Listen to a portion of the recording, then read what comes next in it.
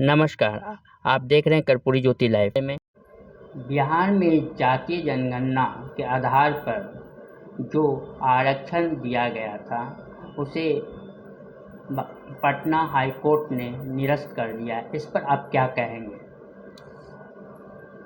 सबसे पहले आपको धन्यवाद कि आपने मीडिया के माध्यम से आप ये जानना चाह रहे हैं कि हाई कोर्ट ने जो आज पंचायती राज व्यवस्था में और नौकरियों में एवं शिक्षण संस्थानों में जो रिजर्वेशन था उसको बढ़ाया गया था जनगणना के आधार पर, जातिगत जनगणना के आधार पर, तो ये बहुत ही दुखद घटना है बैकवर्डों के लिए, पिछड़ों के लिए, अति पिछड़ों के लिए। जाति जिसकी जितनी संख्या होनी चाहिए उतनी हिस्सेदारी होनी चाहिए और ये डिजर्व करता है। अति पिछड़ा डिजर्व करता है। उसके साथ शिक्षा है, गरीबी है, बेरोजगारी है, उसको विशेष प्रिविलेज की ज़रूरत है और विशेष प्रिविलेज जब तक नहीं मिलेगा तब तक वो समान प्रतियोगिता में भाग नहीं ले सकता है।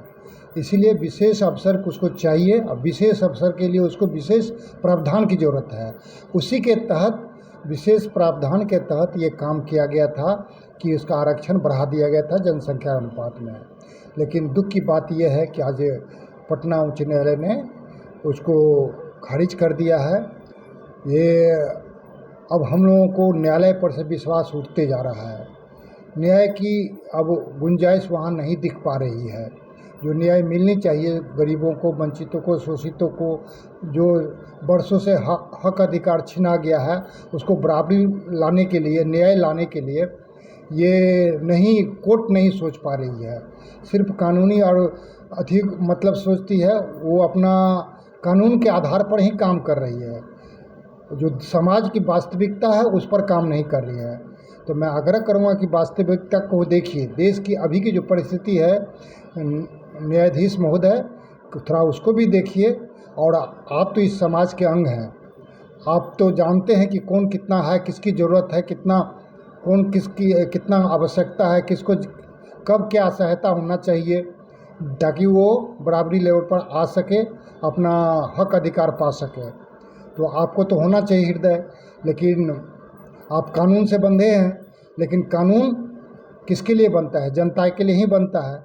और जनता कैसे सबको बराबरी पावे, उसके लिए विशेष प्रावधान का संविधान में जो अधिकार दिया गया था, प्रावधान बनाया गया था, तो उसको कृपया सोचें। अब तो आम जनता को आपके जो व्यवस्था है न्याय प्रणाली, उससे थोड़ा सा संदेह होने लगा है।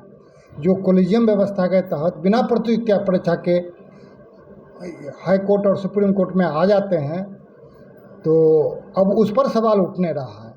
क्या उनके पास मानवीय चेतना नहीं है? गरीबी का एहसास नहीं है? पिछड़ों, अति पिछड़ों, दलितों के बारे में उनके पास कोई माने अभिभाव नहीं है? तो ये आपको रखना होगा, तभी समाज में जो सबसे नीचे तबके का है उसे मिलेगा। और सबसे अच्छा न्याय तो ये होता है कि कोलिजियम सिस्टम को ख़त्म कीजिए।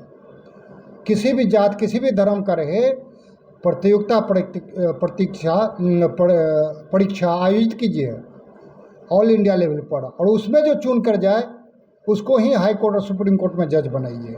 और कुछ 5-6 लोग जज माने कोलिजियम बैठा लेते हैं, उसको चूज कर लेते हैं, तो ये व्यवस्था अब संदेह के घेरे में आ गया है। तो इसीलिए यदि मेरिट के आधार पर करना चाहते हैं तो प्रतियोगिता परीक्षा दीजिए और करके लड़कों का, पूरे देश के लड़कों का चुनाव कीजिए। और सबसे पहले मैं सरकार से रिक्वेस्ट करना चाहता हूं कि पटना उच्च न्यायालय के जो केस का डिसीजन हुआ है उसके अगेंस्ट में सुप्रीम कोर्ट जाए। यदि सुप्रीम कोर्ट नहीं जाए, नीतीश कुमार सुप्रीम कोर्ट जाएंगे? जाना चाहिए। नहीं जाएंगे तो फिर वो अति पिछड़ा का नकली मसीहा कहलाएंगे। असली मसीहा कहलाना चाहते हैं तो तुरंत सुप्रीम कोर्ट जाए, इसको स्टे ऑर्डर करें, फिर से केस का सुनवाई शुरू हो। उसके बाद ही माने हम समझेंगे कि नीतीश कुमार पिछड़ों, अति पिछड़ों के हमदर्द हैं। इसीलिए सरकार को यदि चाहते हैं कि हम इस